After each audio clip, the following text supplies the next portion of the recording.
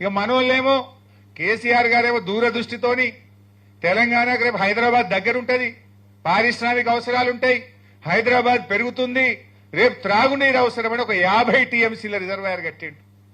నిజానికి నేను ఆ జిల్లా మంత్రిని, నేను 1-2 సార్లు మాట్లాడినా, సార్ ల్యాండ్ ఎక్విజిషన్ బాగా ఇబ్బంది అవుతుంది, రైతులతో ప్రెజర్ వస్తుందంటే వారు ఒక మాట అన్నారు, హరీష్ కొద్దిమంది కుటుంబాలు నష్టపోతాయేమో, ఇప్పుడు కొద్దిగా కష్టమైతుందేమో, కానీ రేపటి లక్షల వేల కుటుంబాలు బతుకుతాయి, రేపటి తెలంగాణకు ఇది జీవధార అవుతుంది, మల్ల గట్టలేము, కష్టమైనా సరే రేపు మనం రాజకీయాలు శాశ్వతం కాదు, ప్రజలు శాశ్వతం, నీళ్లు శాశ్వతం, ఇది హైదరాబాద్ దగ్గరగా ఉంది, 50 టీఎంసీ రిజర్వాయర్ కట్టాలని చెప్పి పట్టుబట్టి ఆయన గారు ఆ రిజర్వాయర్ ని కట్టించారు.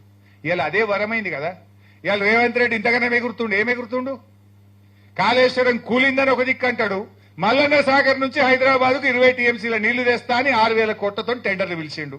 మరి కాళేశ్వరమే కూల్తే నువ్వు మల్లన్న సాగర్కి వెళ్ళి 20 టీఎంసీల నీళ్లు ఈ హైదరాబాద్ కు మంచి నీళ్లు మూసి శుద్ధి చేయడానికి ఎక్కడి నుంచి తెస్తావో సమాధానం చెప్పాలి మిస్టర్ రేవంత్ రెడ్డి.